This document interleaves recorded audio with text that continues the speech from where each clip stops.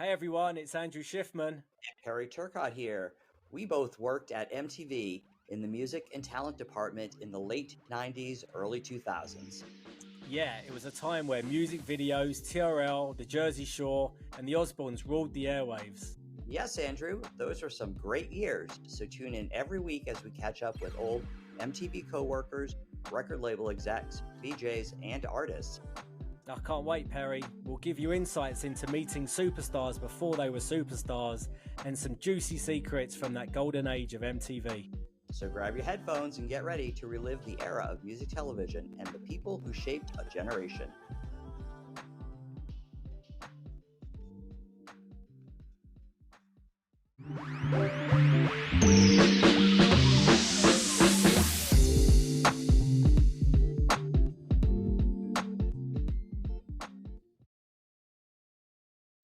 Good morning, good afternoon, good evening.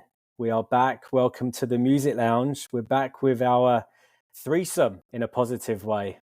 Susan and Perry, we're together again. It's all positive though, isn't it? Of course. We're back. We had one great podcast talking about our time at MTV. And I think this one, we're going to talk about life after MTV. I'm sure we have lots to talk about. It's been, over 10 years. So a lot's happened, changed in the industry, happened in our own worlds. And, I think people would find it inspirational. It's been 15 years for me. So, and honestly, when you're in the thick of it, you don't, and we've said this before, you don't really appreciate what you have when you're in the thick of it. Not like I have spent the last 15 years trying to get back to MTV or trying to get into a situation that's similar to MTV. But I think probably the best work experiences that I've had in my career were probably during my time at MTV. Agreed. I kind of grew up at MTV. My career, 12 years. It's a long time. I worked corporate communications, MTV programming and scheduling, and then music and talent. I had a little bit of a journey, but I think it was all related to where I was supposed to be. I go through life. I'm supposed to be in a place for a reason, and everything really was about timing for me. And I left on my own accord, moving up the corporate ladder and higher salary and title and everything like that. And at the time when I left, I felt like I wasn't seeing that in my future at MTV. Skills that I learned along the way, I feel like I still use today, which we'll get into a little bit. But, I left, it was positive, and, trying to make the most of my extended career. Well, it's been 17 years since I left, and I couldn't believe that until Kevin Wright, who was my research cohort, reminded me of that a couple weeks ago. And I was like, wow, like it doesn't feel like that long for me. And probably because I still have close relationships with all of you, and I talk to, people on a regular basis. So that kind of like softens that huge amount of time that has really happened between now and then. I also went back to Viacom, but in a different role and on the entertainment network side, not on the music side. So, that's another reason too why I don't feel like it was too long, because even though I were at Spike Paramount, my office was downtown at the Hudson Street office. I did go to 1515 a lot for meetings, so it's kind of like a homecoming. I left because about 10 months prior to my decision to leave, they had the huge layoffs in 2007. First time I've ever seen anything like that. In all my probably 12 years of professional career. Didn't even think that was possible. It never occurred to me that people would lose their jobs unless they did something that went against company policy, like stop showing up for work or harassment or, something major. Like I didn't even know that like people could just be laid off. Well, back then, harassment wouldn't even have made you lose your That's true. job. So, I That's mean, true. That's true. Yeah. Back then it just get you like a slap on the wrist by HR. and then But maybe a promotion at some point. exactly. Yeah. Depends on who you were. Exactly. Hey, some people probably got, marriages out of it. But anyway, I just never thought that you could lose your job. And I always thought that even if I left MTV, because I had thought about leaving when I was still working there, that like I would never have a problem finding a job. Well, I'm smart, like I'm ambitious, like I'm a self-starter, like I make executive decisions, like I'll find a job. Never even occurred to me that like it's not that easy. But the reason I left is because when the layoffs happened, they laid off my boss. They laid off the MTV2 production team, the MTV2 development team. And that meant from a content strategy and programming standpoint, I was like, I'm not going to have new content to work with. Like, and does that mean that they are going to shut down MTV2? And is my job going to be affected? So that's why I wasn't really looking. I was kind of looking, but I was actually approached by a recruiter that was looking for somebody to do programming for a startup. It was not the right decision. I shouldn't have left for a startup. Basically, I never worked at a startup before. The money was so much more than what I was making at MTV. And for anybody that, we did not get paid anything. Don't even feel bad saying that because everybody knows that Viacom does not pay. So, you dangle just a little bit more money in front of me. And it was like I was starving. And here was this whole buffet of food like in front of me. I was like, oh my God, like I can pay my rent now and, not live paycheck to paycheck. Actually, that's not true. I was still living paycheck to paycheck. But anyway, so it just seemed like a good idea at the time. And I just didn't really know what to do. And there wasn't, I wish there was something available, like a career counseling. So, somebody in-house, because, they had a lot of great programs for like continuing education and like leadership and those sort of things. But like, I wish there was somebody that could have done career counseling to help navigate kind of what to do in those situations where you're not sure like what's happening with your role or like, should you stay at the company? And, but one of the great things back then about MTV networks is that people always went back. Like, I can't tell you how many times like I run into a production person, like in the lodge or something that was gone for a few years. I'm like, oh my God, you're back. And they're like, yeah, we're working on something. And that's kind of like, too, I did go back and it just in a different role. I think it's easier for that role. For me, it was, Lisa Frank actually told me about this music programming startup that I got the job for. It was a startup. It didn't last more than a year and a half. And then when I decided to go look for other roles in my lane, which were programming, there was a role at Comedy Central and, 3 months of interviews. I guess it was between me and one other person. I think they just ended up hiring internally. And, that's where my decline on being successful within Viacom kind of started. And then I would go for roles and not even get an interview or what I thought was a human response, So even up until now, I've never really gotten another interview from Viacom after 12 years of service.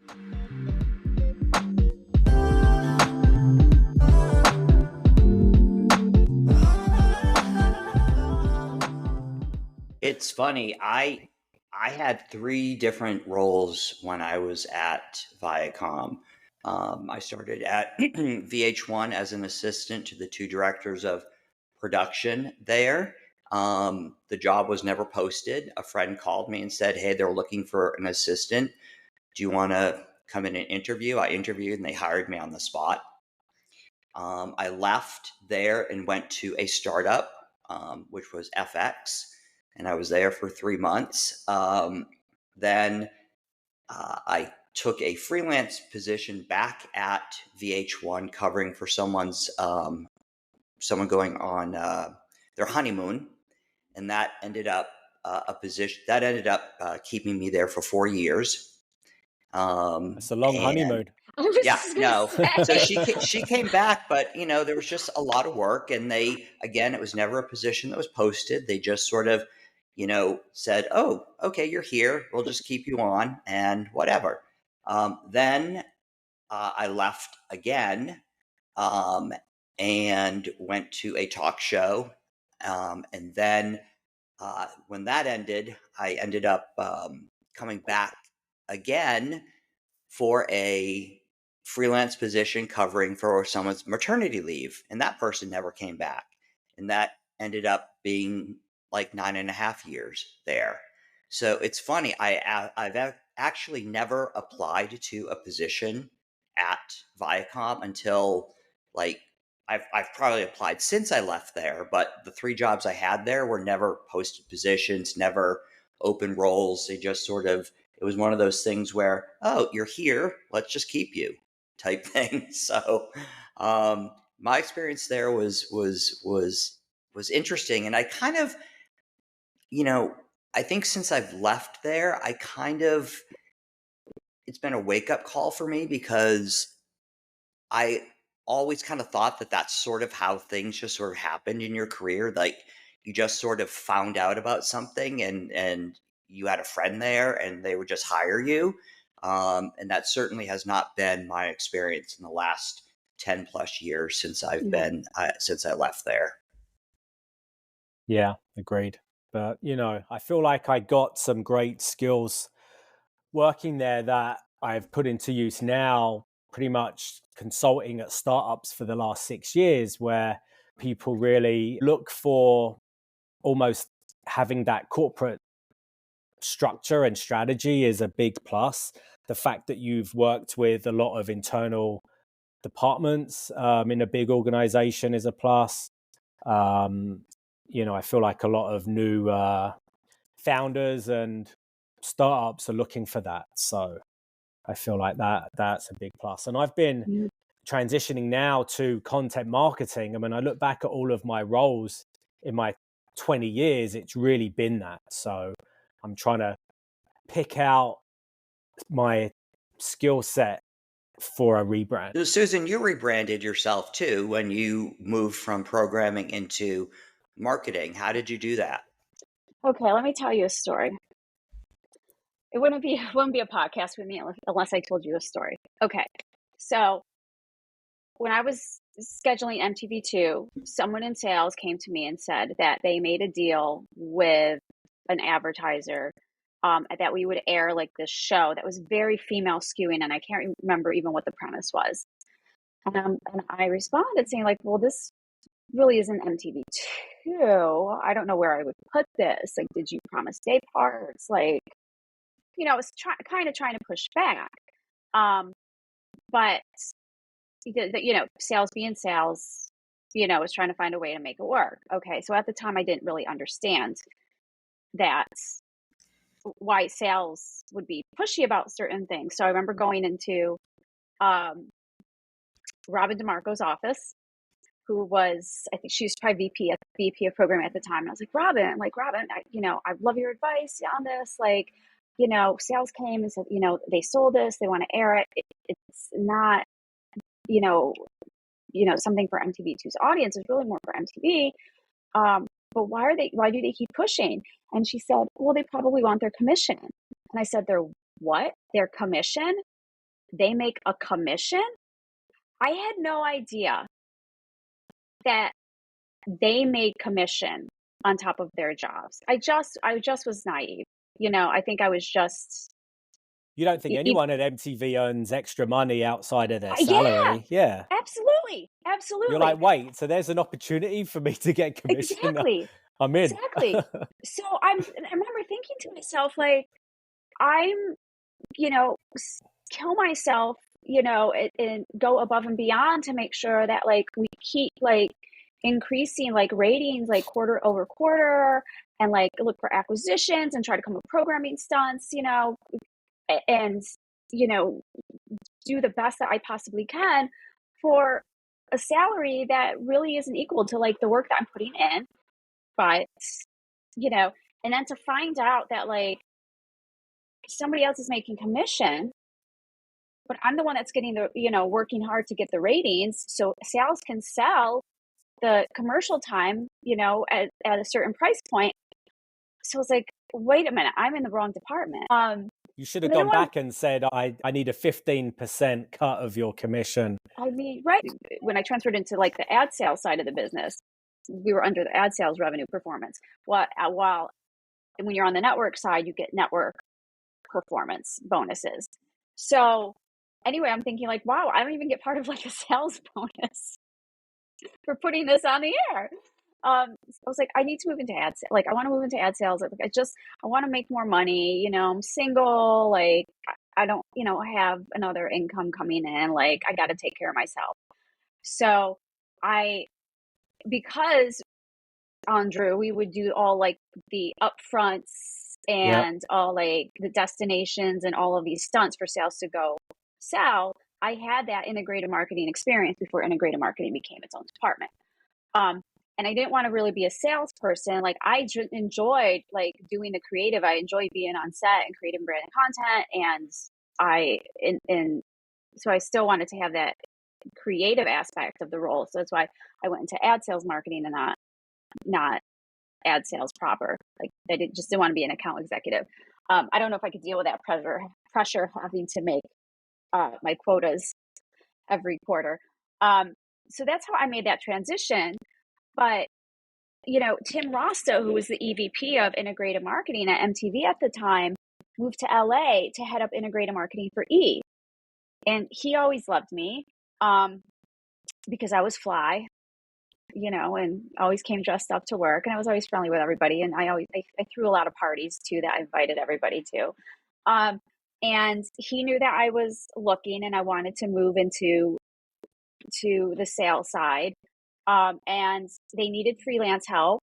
So he put my resume into his VP that was hiring, and I flew to LA and interviewed for the freelancing job, and they offered it to me, and I moved to LA, and that's how I made the transition from programming to integrated marketing. But everything I learned in programming, I applied to integrated marketing, and everything else that I learned at MTV from being on set, doing production and having a lot of production experiences, because that's what I needed to do branded content on the integrated marketing side.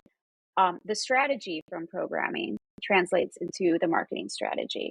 Just knowing how to monetize something, just looking at the content library at E and saying like, let's repackage a block of Kardashians or whatever else was. We're repurposing content is part of content marketing. We have all those skills, and that's what I'm saying. We have, Paul had us do the competitive tracking document. We worked with research. Obviously, data is part of it. So 100%, we are marketers at heart.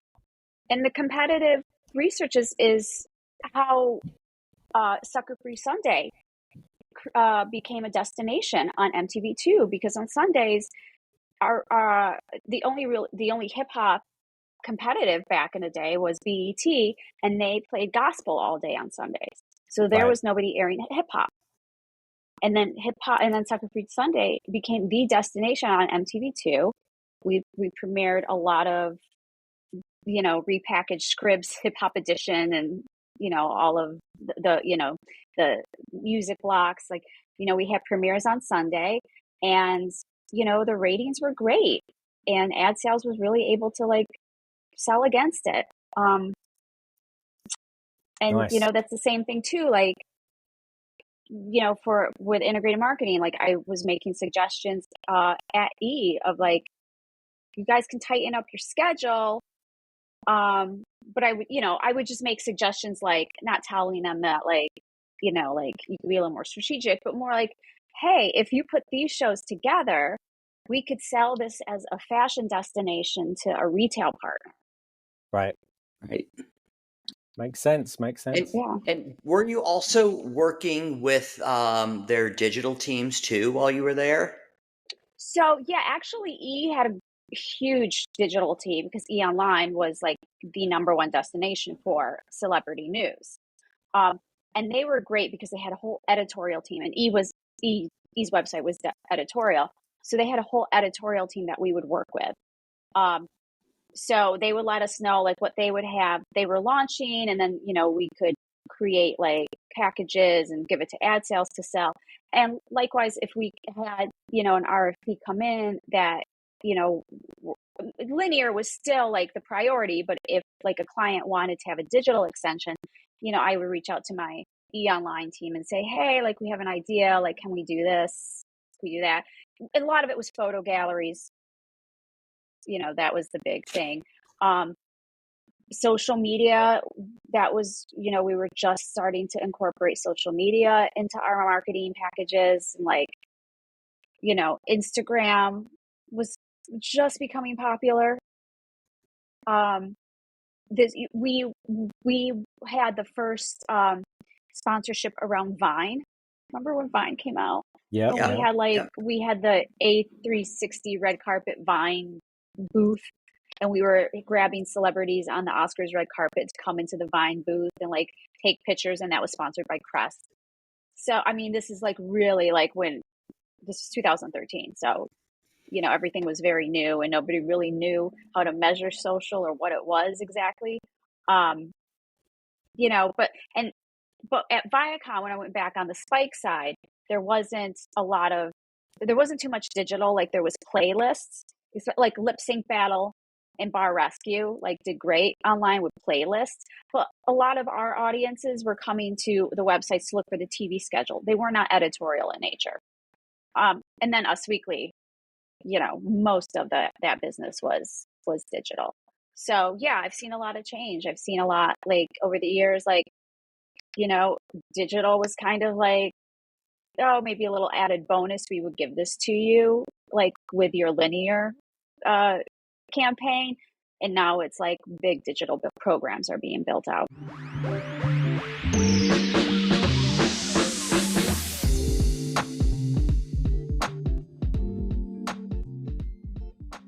I went straight into everything digital after I left. My first role was at a music startup that was supposed to be the music video version of Pandora. That's what we said. This was right before Vivo. Or, Vivo hadn't got as big as they had. And, I definitely utilized my programming skills where having music videos as content, being able to pair those into themed playlists, which was really, I felt like we were one of the first people to theme playlists on TV. And, I was doing that for Vivo. I was doing that for this new company when I left. And then, having that eye for short form content as well. We used to go and tape a lot of interviews, and, I would cut them up into segments for promo or short form content and drive to see the full interview here and stuff like that. So, a lot of the skills that we were doing day to day, I felt like translated over to some other roles.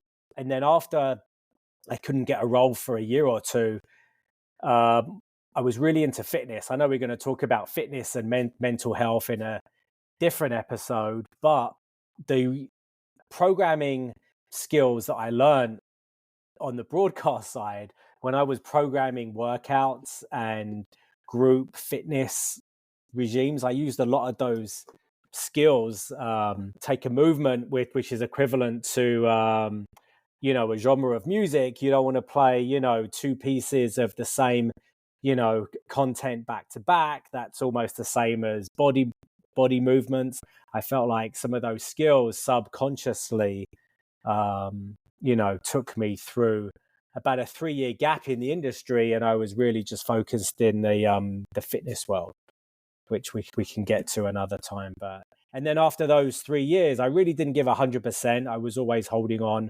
My wife's in the music industry, and I was always kind of had my ear to the ground, and then I gave up the fitness world and, said, I don't want to coach other people. I just like working out for myself, and then try to get back. And, 6 years later, I've been consulting for probably a dozen other startups in the music and tech space. So that's where I am at the moment. So my post MTV experience was actually at Vivo, and I was there for about 2.5 years. I ended up leaving there to go to a record label to be the director of, I don't know what we called it, digital sales, I guess it was, which technically was the point person who worked with all of the partners, whether it was with Vivo, MTV, VH1, BET, Spotify, Pandora, all of those. Unfortunately, that was a position that EMI and UMG were in talks to merge. I was under the impression that the merger was not happening for at least a year. It ended up happening 2 months into my time there.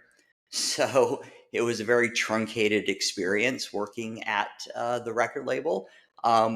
But it was interesting. It was interesting to see sort of how everything was done on the label side, because I'd spent so much time on the partner side. Unfortunately, that was also in 2013, and the music business was kind of tanking at that time. It was before the digital platforms like Spotify and Amazon Music and Apple Music had really taken off. But it was also when CD sales were not doing well either. So they had huge layoffs in the music space at that time. And, it was just competition getting in interviews with you had 10 great people going for one job. And,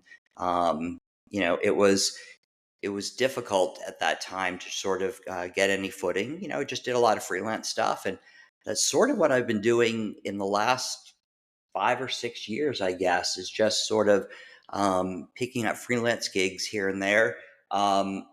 It's sort of enough to get me by, but it's not necessarily what is going to sort of be a career for me. So I'm continuing to look, and hopefully there will be something more permanent at some point.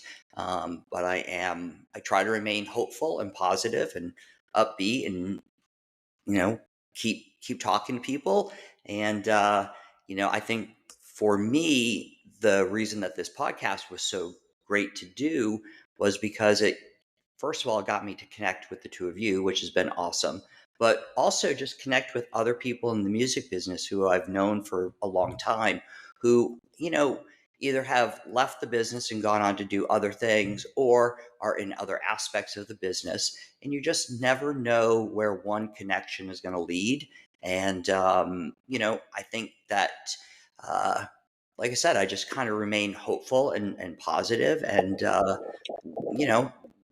hoping that something will happen at some point in the future.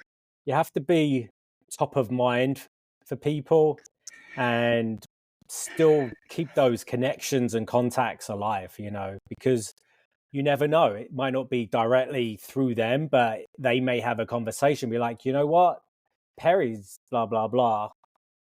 You should talk to Perry. So, well, the funny thing is, I've noticed, and I'm sure you guys have seen this too, on LinkedIn, they say, oh, so-and-so checked out your profile, or you've had this many people look at your profile in the last week or whatever. I'm like, oh, that's interesting. Not somebody that I, had been in touch with for a while who's checking it out. Like, it's just little things like that. Even though that person isn't reaching out, it's just nice to know that they're thinking of you to check out what you're doing. Yeah. Not that I want people to do this, but I saw an Instagram last night and I made the change. So you can have your visibility as private when you check out other people's profiles. So it doesn't come up like Perry looked at. But maybe you do want them to know that you're checking them out, Right. or maybe not. So I made mine private. So if I check out other people's profiles, it doesn't show them that I'm stalking them. It's a good hack. Are you stalking them, or are you just checking them out? No, I'm checking them out. But if I have an upcoming meeting with them, or I want to, I don't know, if it's someone I don't know and I want to like duplicate their info somehow, or look at, you know, if I want to go back a few times, then, you know. I guess, yeah. If you, yeah. I'll see how it goes. I might will change say it, that when I've had interviews, the person that I'm interviewing with, like the hiring manager or the recruiter or whatever, they always check out my Facebook, oh my goodness, my LinkedIn profile first. Right. So then I was like, because I'm too afraid to probably go look at their LinkedIn profile. But once I saw that, they're checking me out, I'm like, oh, I'll just go like look at theirs. And right. But if you could have yourself invisible and private, then you can go check out whoever you want. I would love to be invisible. Yeah. But the other thing too is I think that there's an expectation from a hiring manager that you're going to look at their LinkedIn because you want to, they're going to be like, you know, you've taken the initiative to check out who I am, what I've done. We're going to have a better conversation because of it. Yeah. You know, it's natural. Yeah. It's natural for us, I think, you know, for certain parts of our last few years, we've made a full-time job looking for a job. So I feel like that stuff's just common sense to check out the profile. Even I searched them on Instagram so I could reference something personal. Like if they're a dog person, I could just bring up, oh, my dog's in the background. Oh, you like dogs? Blah, blah, blah. You know, just little things like that. Or, you know, it's good to know the history and the career kind of background of, you know, people you're talking to. So definitely important to do your research.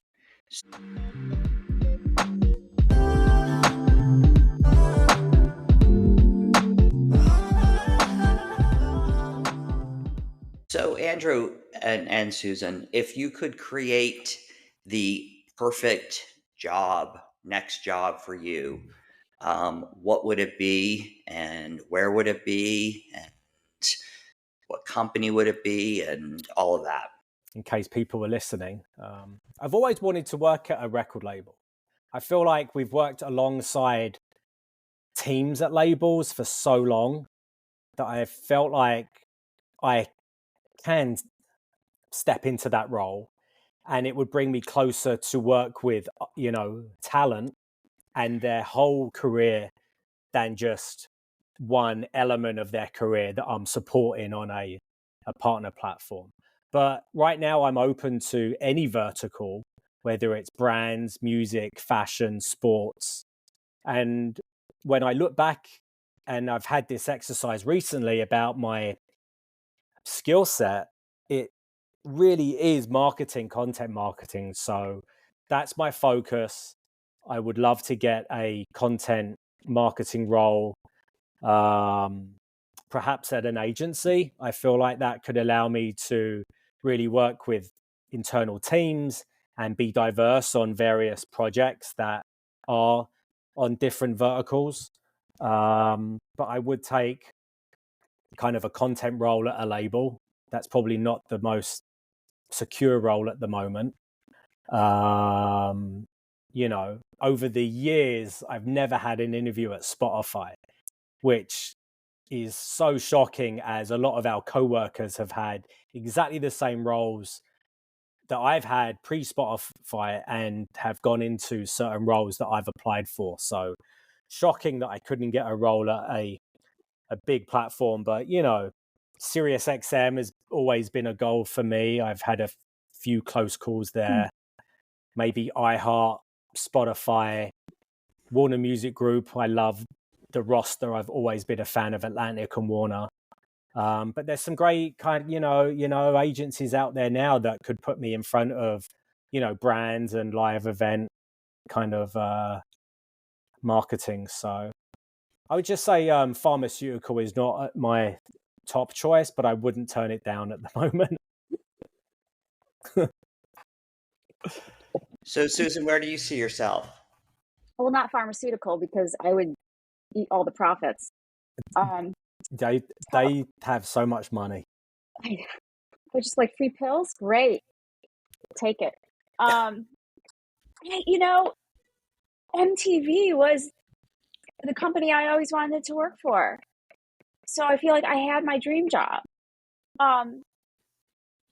And it was I've always worked at brands that I've been very, very passionate about. And that's when you have the types of like roles that we've had that are high profile, very demanding. Those roles require a lot of focus, a lot of effort, a lot of energy, a lot of time. So it's super important to be passionate about the place that you're working at, because that's what's going to drive you and that's what's going to keep you going. I was lucky that the roles I've had, since I've had some consulting roles, but like the roles that I've had, like back in corporate, MTV, and then at E, I loved E. I loved going back to Viacom and working across Paramount and Comedy Central and TV Land. I loved Us Weekly. I really thought that Us Weekly, I wanted to retire at Us Weekly. The publisher that hired me said that people that worked at Us Weekly have been there for years and they're like a family. And that really attracted me to the job because I thought, like, great, like this might be like an MTV where like, my coworkers become my friends, and we we work together for years and we build relationships. And then like, because we work together so long, like we're really in sync. And unfortunately, when new leadership came in, they wanted to bring their own people because they just didn't have the vision that I had, because they were just coming from like the old publishing mindset. And that's why my role was affected. So now, I mean, the brand that I'm really passionate about, I guess the content that I consume a lot is Netflix. If you're listening, Yeah. Chris Ficarra. Well, they just, I just saw something with Jonathan Mussman about how they're going to be really making a bigger move into live programming. So, Absolutely, they should. Well, there's a big fight coming up on Friday. yeah, With Jake Paul and Mike Tyson. Yeah, they should. I mean, they've got the Christmas football game, I believe. And they do. Yes. Obviously, they had the Tom Brady roast. So, they didn't have any sponsors for that. Yeah, which is crazy, right? Well, they didn't. By it was already pretty close to, it's live date, the air date by the time like integrated marketing had, been hired. But I did, I've worked live sports. I was the lead on Bellator MMA at Spike, and all those fights were live. And it's kind of fun. I mean, I don't enjoy MMA, but the live aspect was fun. Like what we're able to do, like just on the ground, a lot of the technology that we're able to do, like the split screens, like a lot of the stuff that you see, like, and now that there's so much more you could do with like AI and virtual integration. So I think that's very, very smart to go into live programming, especially sports. As we've seen, like sports is what people are tuning into. We saw that this summer with the Olympics. A company, I would love to work for the NFL. I love football. Yeah. So sports is a little more difficult because they really want people that come from a sports background. So it's kind of hard. It's like, well, okay, you got to get your foot in the door somewhere. You have to get your foot in the door. And I think we're at a point now where, look, we might be not like desperate for full-time work, but we should still try and stick to our passions. Don't let go of a passion, because it's not fun to have a miserable job. And I don't feel like I've really ever had that, but if we can still hang on to a little bit of passion. If we bring value, so I'm not settling for any old job. I'm sorry. Right. I bring value. I bring a lot of value to whatever company is lucky enough to hire me. I have worked at pedigree brands. I have experience like nobody else. I can make a lot of money for a company that trusts me and lets me do my thing. And I have proven that in my career. And also, I am not getting any younger. I am 50 years old. I've worked my buns off the last 30 years. So Right. now it's like I need to enjoy what I'm doing and I am not going to settle. Otherwise, I'll do something else. Like I know we're going to talk about in another podcast. Like, develop a skill set and do something else. Like these aren't the days of like they were back at MTV. Like, like there's not a lot out there and it's not, we're not getting jobs as easily as we did before, but it's not our fault. It's not because of anything that we've done or are doing. It's because with the merging of all these companies and the restructuring, there are less and less roles to be filled. Well, and there's more and more people to fill those roles that are available to fill those roles too. Yeah. So, But I and feel a lot like of companies want younger people and they don't want to pay them. well, there's younger people, but I still feel like experience, if you can get to the right people with the right role, I feel like experience wins. It does. And hopefully there's a budget to pay for it, the experience. I don't know. Like, again, like the election is over. Consumers are going to start spending now. That means advertisers will start spending. So hopefully budgets will start to open up at some of these companies to open some new heads to hire.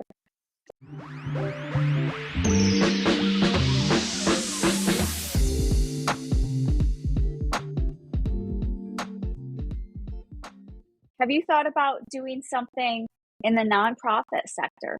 Doing something different, using your powers for good instead of evil? Yeah, I mean, I actually, over the last couple of years, I got to know one of the heads of innovative marketing and Web3 tech at Save the Children. Oh. But he's using a very cool, forward-thinking skill set and tools that are emerging. So I have been looking at some of those areas, but still, I don't want to deviate from my skill set and the kind of role I'm going for. I had a couple of interviews with Global Citizen. Okay. To work on their talent team there. Unfortunately, I didn't get the position, but it required me to do a deeper dive into what they do, which was sort of, I don't want to say eye-opening, but because I kind of knew what they did, but it gave me a deeper understanding of what they were doing. So yeah, I would definitely consider a not-for-profit. Look at the music talent they book at their events too. I mean, yeah, it's and not just that, but they do it all year round with music talent too. They've got an involvement with artists across the globe all year round, and the other aspect of that is the management companies that represent those artists also do a big buy-in into what Global Citizen is trying to do around the world. So nice. yeah, it's a great organization, and it has a lot of tentacles into not just the music business but the full entertainment business. Yeah, big time. Well, I still believe everything happens for a reason. You're where you're supposed to be. All of these no's have been for a reason and are just queuing me up for, I still feel like I have a second shot on a semi-dream position, but I do agree with you, Susan, that MTV was the ultimate gig, and I'm kind of content not having my dream job, but I want to wake up happy going to work every day. I think the other thing is that too much to ask for?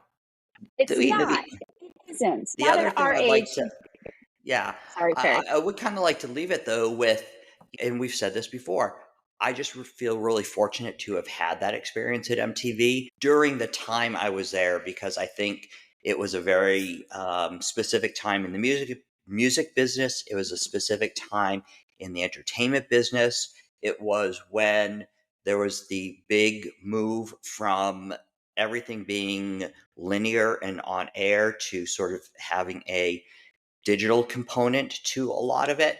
And this was really even pre-social media.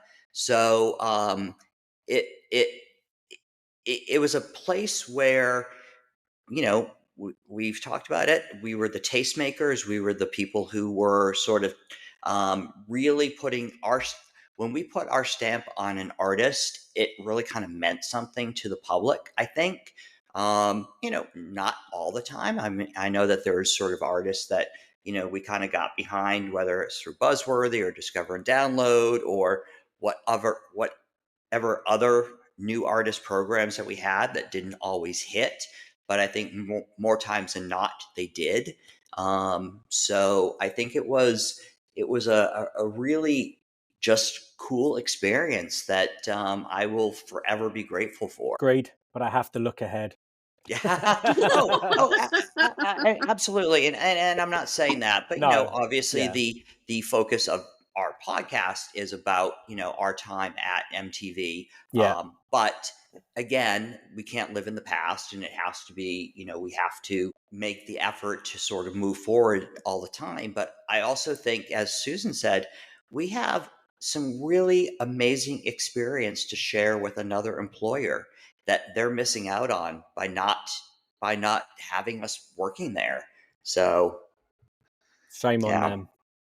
absolutely. I can't afford to live in the past. I can't afford to live on the MTV salary again. Yeah.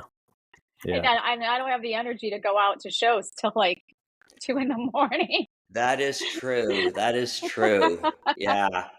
Yeah, So I absolutely. need something other than those perks. I need old people perks, like more money in my 401k. Absolutely. Well, that was a good catch up, guys. I feel like there's a lot of tips out there for people that are in a similar situation or just want to know more about what we have to say, right? Until next time. Absolutely. And we'll be back again with another episode with a great music guest, and look forward to everybody tuning in. Thanks. Thank you, guys.